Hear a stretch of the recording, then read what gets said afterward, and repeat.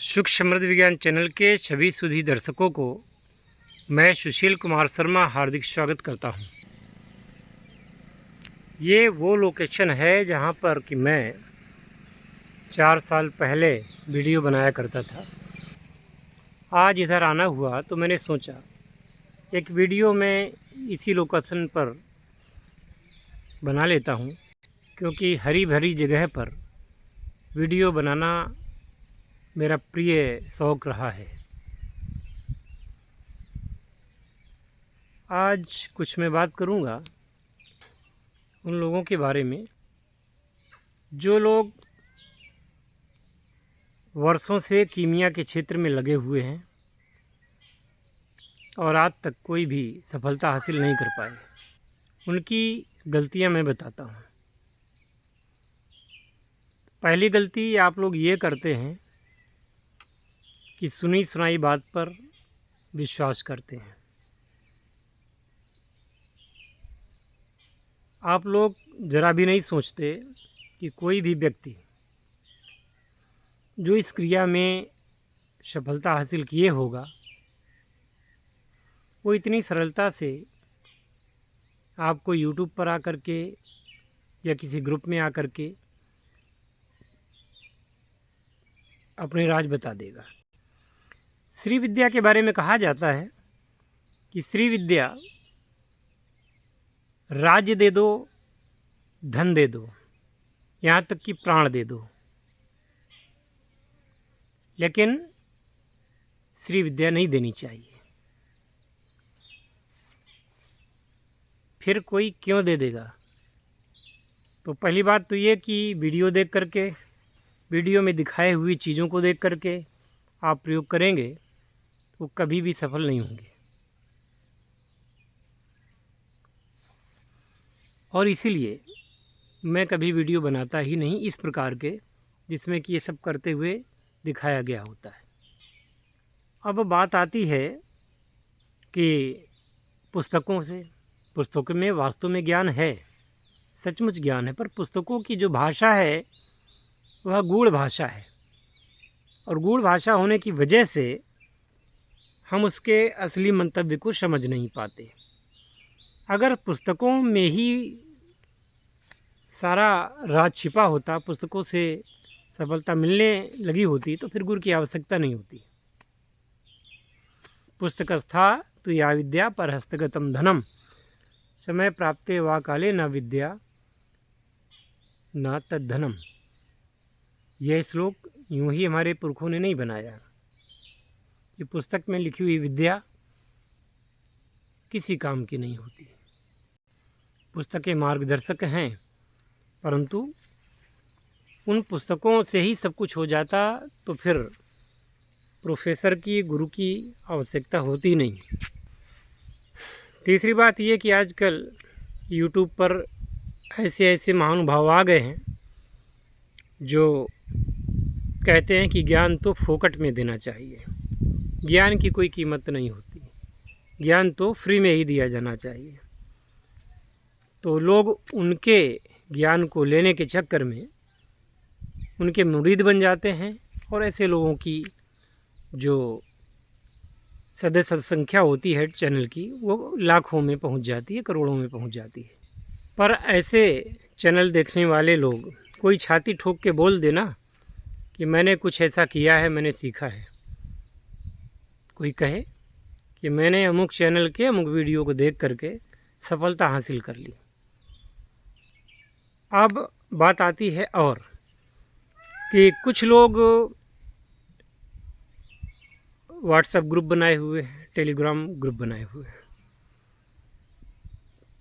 तो उन ग्रुपों में जो ज्ञान दिया जाता है सतही ज्ञान होता है, निचले स्तर का ज्ञान होता है।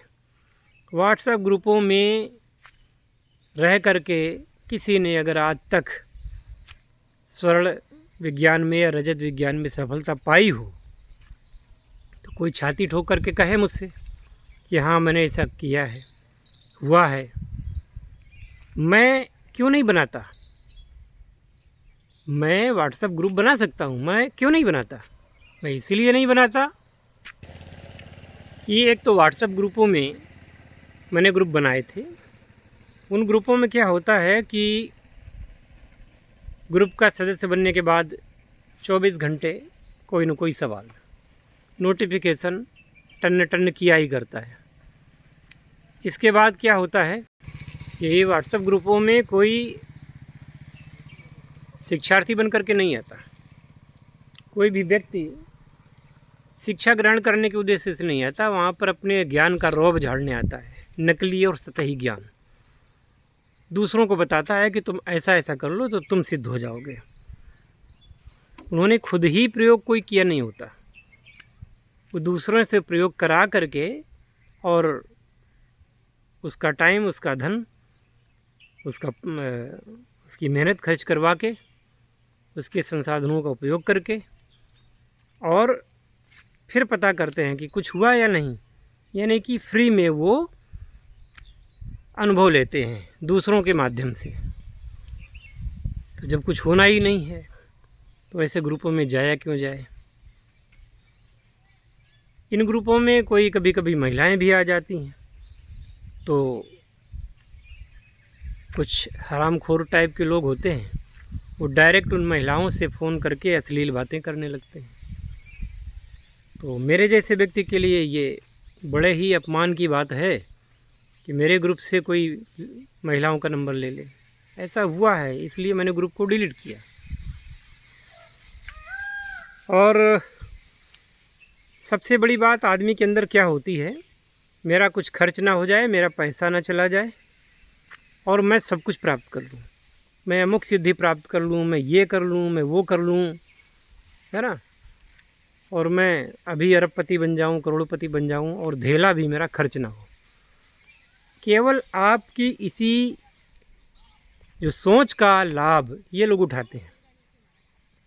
आप लोग बाकायदे उनके वीडियो देखते हैं, चाव से देखते हैं और सैकड़ों प्रयोग किया करते हैं, बाद में थका कर बैठ जाते हैं और आपके पास बचता क्या है, पछतावा। लेकिन उस पछतावे के जिम्मेदार आप स्वयं हैं। आपकी मन की ये सोच है कि आप ये समझिएगा कि जब आपको कोई बहुमूल्य चीज़ मिल रही है इस संसार में तो उसकी कीमत आपको चुकानी पड़ती है। तो क्या कीमिया का असली ज्ञान, सच्चा ज्ञान कोई आपको यूं ही दे देगा? समझ में नहीं आता कि आप लोगों को समझ कब आएगी, कब आप सोचने योग्य होंगे कि वास्तविकता है क्या, कब आपको समझ में आएगा कि जो सिद्धियों की बात होती है, कहीं कोई किसी साधना की बात होती है, किसी देवी देवता की सिद्धि की बात होती है, कोई यक्षिणी की बात करता है, कोई किन्नरी की बात करता है, कोई योगिनी की बात करता है, कोई अप्सरा आपके पास डायरेक्ट ट्रांसफ़र कर रहा है, भेज रहा है। आपको समझ में नहीं आता कि ऐसा कैसे हो सकता है। साधना तो आपको करनी पड़ेगी, वो भी सही विधि से करनी पड़ेगी। एक 70 साल का बुढ़ा, शायद गुजरात से था, अभी उसने 1 सप्ताह पहले मुझसे संपर्क किया।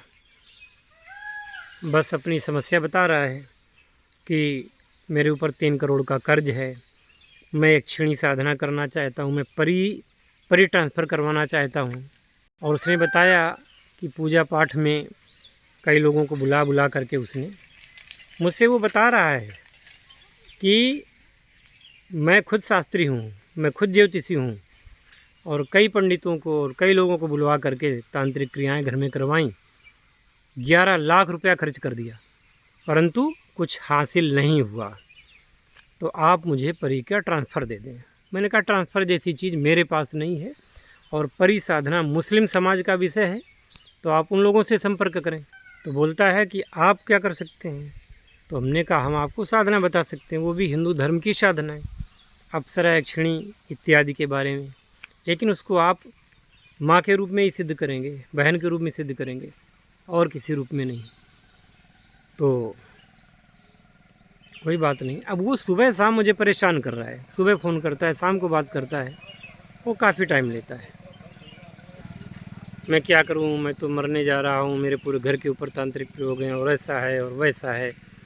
कह के रास्ता पूछता है। मैंने उससे कहा कि भाई एक साधना ही कर लूँ, आपकी समस्या दूर हो जाएगी। जो व्यक्ति कह रहा था कि 11 लाख रुपया मैं खर्च कर चुका हूँ, उस व्यक्ति के लिए दीक्षा लेने के पैसे नहीं थे। जो व्यक्ति कह रहा था कि मेरे ऊपर 3 करोड़ रुपए का कर्ज है, उस व्यक्ति के पास में कोई साधना सीखने के लिए धन नहीं था। उस व्यक्ति के पास में कीमिया सीखने के लिए किसी प्रकार की धनराशि नहीं थी और सुबह शाम वो परेशान करता था। अंत में क्या हुआ, मुझे उसको ब्लॉक करना पड़ा। ये उन लोगों को सीख दे रहा हूँ जो इस प्रकार की बात करके बेवजह में परेशान किया करते हैं। और जब पहली बार मैं धोखा खाता हूँ, तो जब पहली बार धोखा खाया तो मैंने सोचा कि चलो ये हो गया, होना था, इसमें किसी की गलती नहीं थी। जब वही व्यक्ति दोबारा धोखा देता है तो ये सोचना चाहिए कि इस बार मेरी गलती थी, क्योंकि मैं जानते हुए भी इस व्यक्ति को मैंने मौका दिया कि वो मुझे धोखा दे सके। और यदि तीसरी बार वो धोखा देता है तो फिर वो मेरी मूर्खता थी, फिर मुझसे ज़्यादा मूर्ख कोई व्यक्ति हो नहीं सकता। लोगों को मौका देने का मतलब ये नहीं होता कि हमारी कोई मजबूरी है। लोगों को मौका देने का मतलब ये होता है कि अगर आपने गलती की है तो आप सुधार लें, परंतु ऐसे लोग कभी सुधरने वाले होते नहीं। आपने उनको मौका दिया, माफ़ किया, तो वो ये समझते हैं कि ये व्यक्ति मूर्ख है और फिर ऐसे लोगों से मैं दूरियां बना लेता हूँ, जीवन भर के लिए भी।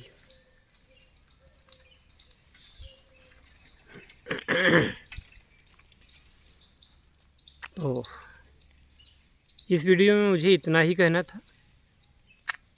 बाकी सुधी दर्शकगण समझदार हैं।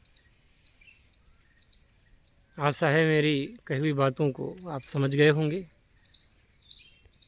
और जीवन में तदनुसार आचरण में परिवर्तन लाएंगे।